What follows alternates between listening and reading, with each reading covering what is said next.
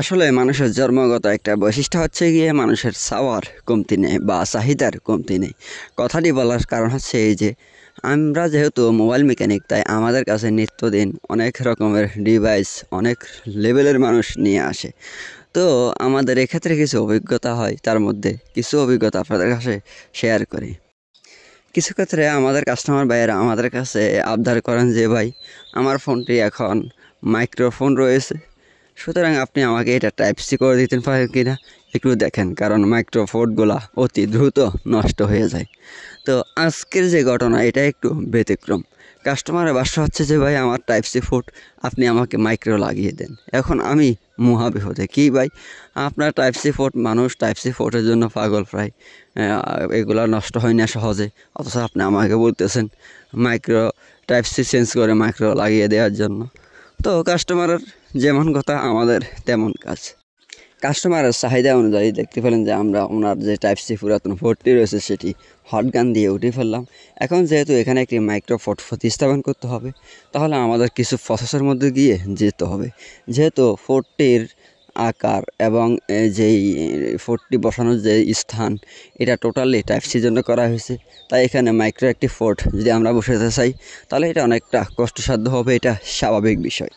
তো যেহেতু আমরা মেকানিক, আসলে এখানে আমাদের জন্য কষ্টকেও অনেকটা সহজ করতে হবে, কারণ টেকনিশিয়ান তাকেই বলে যার কাছে টেকনিক আছে বা টেকনোলজি আছে বা বিভিন্ন ওয়েতে কাজ করার সক্ষমতা আছে, তাকে টেকনিশিয়ান বলা হয়। দেখতে পেলেন যে আমরা একটি ফোর্ট নিয়েছি এবং টাইপ সি ফোর্টের যে স্থান রয়েছে সেটিকে আমরা স্ক্র্যাচ করে বা ঘষে নিয়েছি। এরপর আমরা এই ফোনটির জন্য এমন একটি ফোর্ট বাছাই করেছি, যেটা এই ফোর্টের স্থানে লাগানোর পর দীর্ঘস্থায়ী ধরে ফোনটি ব্যবহার করা যাবে।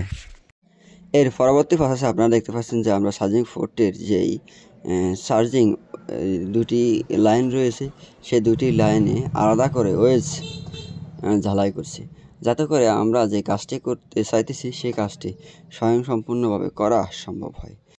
দেখতে পেলেন যে আমরা চার্জিং ফোর্টের যে লাইন রয়েছে, একটি লাইন ঝালাই করার পর পরবর্তী লাইনে আমরা ঝালাই করতেছি জাম্পারিং ওয়্যার দিয়ে। তো আমরা দুইটি লাইন ভালো করে ঝালাই করতেছি, যাতে করে কোনো রকমে কোনো প্রকার ছুটে না যায়।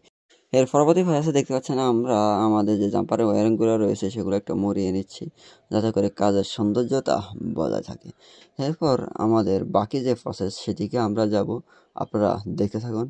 আমরা এই স্ক্র্যাচ করার স্থানে দেখতে পাচ্ছেন যে আমরা ভালো করে একটু লিড বা রাং দিয়ে নিচ্ছি, যাতে করে আমরা হট গান দিয়ে এই ফোর্টটি বসানোর পর ফোর্টটি দীর্ঘস্থায়ী ধরে কাস্টমার ব্যবহার করতে পারে। দেখতে পাচ্ছেন আমরা আমাদের যে রাংগুলো রয়েছে, লিডগুলো রয়েছে, সেগুলো ভালো করে হট গান দিয়ে নাড়িয়ে দেওয়ার পর বা গলানোর পর তারপর আমরা ফোর্টটি প্রতিস্থাপন করে দিলাম সুন্দরভাবে।